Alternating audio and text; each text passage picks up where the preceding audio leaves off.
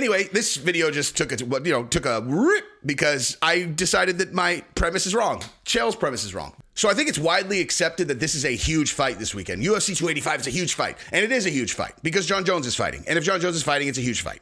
And Jon Jones is fighting at heavyweight, which makes it a huge fight. But Chael Sonnen went on Ariel's show yesterday and he pointed something out that for some reason had escaped me. And now, as a person who has a YouTube channel where I talk about MMA, I need to discuss this because he's 100% right. He's 100% right. And he blew up the mystique of this fight. Not blew up the mystique, but blew up the stakes of this fight for me. Completely just went like, oh, you think it's a big deal? I was like, oh, man, because he's right. Chael is right. And I'm going to tell you exactly what he said. And he dropped a bomb on Ariel's show when he said it, although not really because, it is actually a bomb. It is. It doesn't mean anyone else or like less people are going to watch the fight. But as analysts and people who think about the sport, you got to consider what he says here. And I'm going to tell you that in a second. I'm also going to talk about what happens when a champion leaves the UFC and then also, or just leaves the division or whatever, right? Because there are a lot of examples of this. And then, you can kind of predict how things are going to shake out based on previous examples. And so we're going to go from there. Now, really quick, go ahead and like this video if you don't mind. Comment on it and potentially subscribe if you haven't. I would appreciate it immensely. So, okay, so here we go. Here's the deal, right?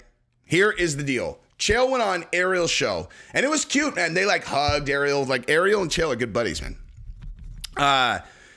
And they were talking about the fight this weekend, and obviously Chael goes hard on Jon Jones. He always has, right? I think he does it having fun with him. I don't think that Chael really dislikes Jon Jones or anything like that, but he has fun with him, right?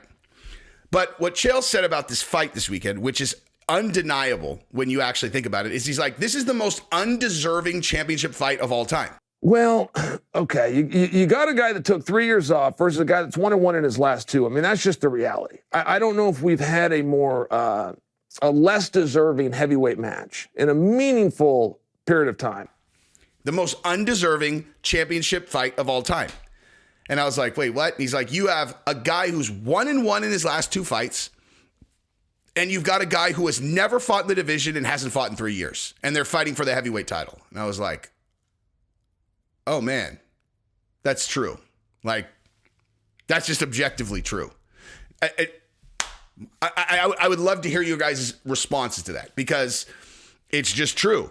Now, what you could say is you got slim pickings at heavyweight because, okay, well, what are we going to do? Stipe, who got starched by the champion who just left, what are we going to, in my opinion, Pavlovich makes way more sense. Pavlovich is on a tear, okay? Pavlovich is on a tear. It was very unfortunate that Aspinall got hurt, but Aspinall would have made a great championship fight had he not gotten hurt in his last one. Even Curtis Blades is doing really well. Bottom line, Ciryl Gane against Jon Jones makes no sense except for the fact that it's Jon Jones and Ciryl Gane is a heavyweight champion that you can kind of sell excitement around. So, listen, dude, how could you argue that? It's Jon Jones, but he has no fights at heavyweight, none. He has 3 years off. Everyone's excited to see him fight, and I'm excited to see him fight. But here's the thing. I would not be any less excited to see him fight if he was fighting Ciryl Gane and it wasn't for a belt, okay? Now, you have a weird situation where Francis has now left the UFC. He wants to box. Who knows what's happening there? He's asking for $30 million. And, listen, dude, if Jake Paul really made $30 million, I saw him after I made my video yesterday. I saw Jake Paul say he made $30 million for the Tyson Fury or the Tommy Fury fight. If that's true, then listen, maybe maybe Francis is worth that if he fights Tyson Fury. But bottom line is this, man. And listen, geez, I got to do a video about that, son. I got to do a video about that. Anyway, sorry, I'm just thinking on the spot. But if Jon Jones does win, okay, then you have a different conversation because you're like, well, okay, is Jon Jones not? It's like he's not deserving of the shot, but if he does beat Ciryl Gane, right? If he does beat Ciryl Gane, actually, you know what? I take that back too. He is deserving of the shot. It's the 3 years off that makes it the problem, right? Because obviously, if anyone has ever been deserving of going up a weight class to fight for the title, it's Jon Jones. He's defended his belt 1 billion times. It's just that him having not fought in so long is what makes it kind of dicey. But if he does win, man, I think I talked myself out of this. I think I talked myself out of this, actually. I think in talking this out, I mean, I've always told you guys, when I do these videos, like, I think my clearest when I'm talking. I think I just talked myself out of this, actually. I did. I definitely did, actually. I talked myself out of this. Now, the Ciryl Gane one, whatever, right? Like, Ciryl Gane lost to Francis, but he lost because he got wrestled. He looked great in the first 2 rounds, so on and so forth, etc. He's undefeated besides that. He won it by dominant fashion, won in dominant fashion his last fight. But the Jon Jones one hasn't fought at that weight and hasn't fought 3. It's like, okay, that did make sense. And then now I actually just thought about it, and it's like, all right, well, Conor got to go up and fight for a belt. DC got to go up and fight for a belt. Izzy got to go up and fight for a belt. Volkanovski got to go up and fight for a belt. How on earth would Jon Jones not be able to go out and fight on a belt? Fight for the belt. So anyway, this video just took a rip because I decided that my premise is wrong. Chael's premise is wrong. He's wrong. Jon Jones, if anyone deserves to go up and fight for a title, it's Jon Jones. I take it back. I completely retract what I said. You can argue it. Chael's wrong. Chael's wrong. Chael's wrong. Chael's wrong, dude. He's wrong. I love him. Look it. There he is. But he's wrong. He's wrong. I talked myself out of it. So, yeah, Jon Jones is completely deserving of this title shot. And that take was just more trolling from Chael, probably. I don't even know if Chael really believes that. He might have just tricked me with one of his takes. And then as soon as I actually talked it out, because if you guys didn't know, I